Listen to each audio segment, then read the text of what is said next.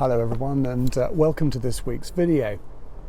We've just booked some tickets for the Hay Festival, which starts next week. It's a feast of literature, music and high culture, and a privilege to have it on our doorstep. It represents the cutting edge of contemporary thinking in many fields, literary, political and scientific, effectively translated into the language of the everyday. Now, they didn't pay me to say that, by the way, but as I browsed through the catalogue to choose events, I was struck by the almost complete absence of any reference to the spiritual, let alone anything specifically Christian.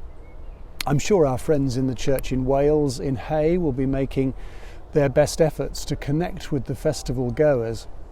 But on the basis of the events, you'd be hard pushed to recognise any contribution of Christian faith to contemporary culture at all. In some ways, this is no surprise. Over the last 50 years, there's been a steady displacement of Christian input from the cultural conversation. The BBC has a fantastic religious programming department, and they produce some great material. But there's sometimes a feeling of compartmentalisation about faith broadcasting. The Moral Maze on Radio 4 does have a level playing field with Christian and other inputs, but most philosophical and moral programming doesn't. It's not that bishops and Christian leaders aren't invited to contribute, but it feels like an indulgence or a sop. The real intellectual heft is to be found elsewhere. There's strong pressure to dispense with thought for the day, for example. When I'm invited to write for the local paper or make contributions to the radio, I feel the challenge of making a connection. Although our culture remains steeped in metaphors and images drawn from Christian tradition, they seem so evacuated of a religious sense that one is forever having to define one's terms before even beginning a conversation. As a late returner to motorcycling, I am known as a born-again biker, for example, which is in fact accurate at many levels. Our danger in this context is to reduce the gospel to things that do have a cultural resonance.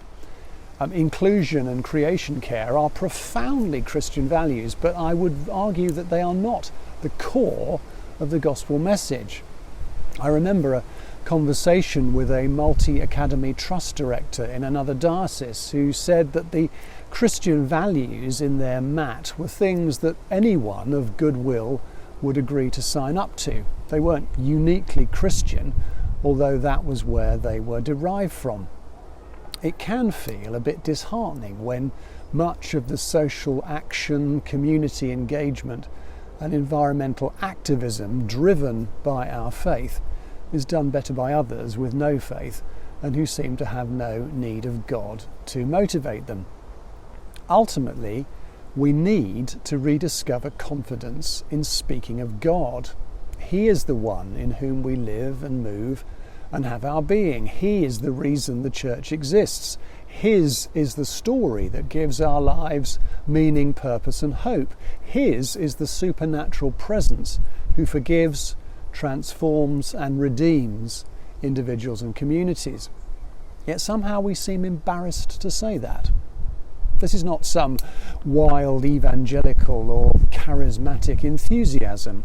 The great Ignatian prayer tradition invites us to reflect in the prayer of Examen at the end of the day where we saw God at work. When we celebrate communion, whatever our tradition, the president begins the great Thanksgiving prayer by saying, "The Lord is here," to which we respond, "His Spirit is with us." Before the blessing at confirmation services, I often invite the curious to ask the candidates the simple question, what difference does following Jesus make to your life? Perhaps all of us need to practice sharing our stories of God with one another.